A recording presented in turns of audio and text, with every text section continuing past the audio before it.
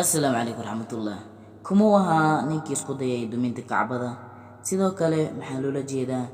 qisadii asxaabul fiil si aan wax badan uga ogaano qisada asxaabul fiil waa inaan dib ugu laabanaa taariikhdii hore aan hore galno ku soo dhawaada muuqaalkeena maanta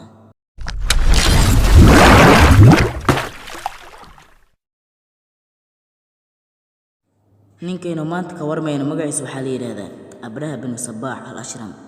magaca Abraha waxaa loola jeedaa Ibraahim Abraha wuxuu ahaa cidii u qaabilsanayd boqortooyadii Aksum dhulka Yemen oo xilligaa hoos iman jirtay boqortooyada Xabashida Abraha wuxuu aad u la yaabay sida ay Carabtu Kacbada u xajinayaan iyo qiimaha ay u hayaan Carabtu aad ay u xishmay jireen Kacbada xitaa kuwa mushrikiinta ah marka ayuu kaniisad ka dhisay magaalada Sanca ee dalka Yemen si uu Carabtu ugu khasbo inay u soo xajiyaan kadib dhisidii kaniisadda warqad ayuu qoray boqortooyadii Aksum ee markaa ku sugnaa dhulka maanta loo yaqaan Itoobiya waxa uu nagu sheegay inuu dhisay kaniisad si ay Carabtu ugu soo xajiyaan hase ahaatee khabaasha Carabta aad bay uga caroodeen wayna diideen inay u soo xajiyaan kaniisadda Abraha ee Sanca waxaa la sheegaa in nin habeen madow u soo gagabaday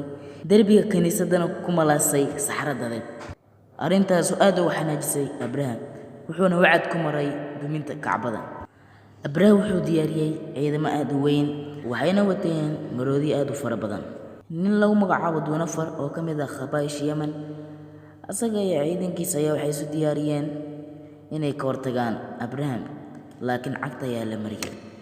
wuxuuna maxbuus ahaan u qabtay Doonafar sidoo kale waxaa isku dayay inuu la dagaalamo Nufayl bin Xabiib iyo qoomkiisa laakiin iyagana sidoo kale cagta ayaa la mariyay oo waa laga adkaaday Nufayl bin Xabiib Abraha wuxuu ka dhigtay dhul aqoon ilaa uu ka gaaray magaalada Daa'if oo 68 kiiloomitir u jirto Makka Abraha markuu Daa'if gaaray ayaa waxa ku soo baxay qawlka meeshaas dago ee Thaqiif oo asnaamta caabudo ayagoo ka baqay inuu Abraha ka dumiyo sanamkii ay caabudi jireen ayay waxay u sheegeen inay u tilmaami doonaan wadada Makka iyo meesha ay ku taalo Kacbada reer Thaqiif waxay Abraha ku sii dareen nin loo yaqaan Abu Rigaal si uu u soo tuso wadada loo maro Makka laakiin jidka ayuu ku sii dhintay qabrigiisana waxaa loo bedelay meel dhagax lagu tuuro xumida ficilkuu sameeyay awgeed Abraha wuxuu nin ergaha u diray Makka asagoo raadinaya madax ugu sareeya Makka oo ahaa Cabdul Muttalib ibn al-Hashim awowga nabiga waxa uu u sheegay fariinta Abraha oo ah inaysan u imaanin inay la dagaalamaan ay u imaadeen kaliya duminta Kacbada haddii wadadu baneeyaanna ay ka nabadgeli doonaan jawaabta Cabdul Muttalib waxay ahayd inaysan ba awoodin inay la dagaalamaan balse beedkan uu jiro Ilaahay difaacan doono Abraha ciidankiisa ayuu dhanka Makka u dhaqaajiyay waxaa la sheegaa in marwadiyada ay diideen inay u dhaqaaqaan dhanka Makka dhanka la dilo dhaqaajiyana ay dhaqaaqayaan Allah wuxuu soo diray raan shimbira ah mid kasta uu 3 dhagax wato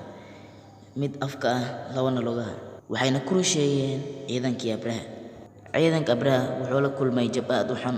Abraha asagoo dhaawac ah wuxuu u cararay dhanka iyo Sanca ee dalka Yemen taariikhdu waxay qortaa in Abraha uu si xun u dhintay marba jirkiisa uu cadcad u go'ay dhintay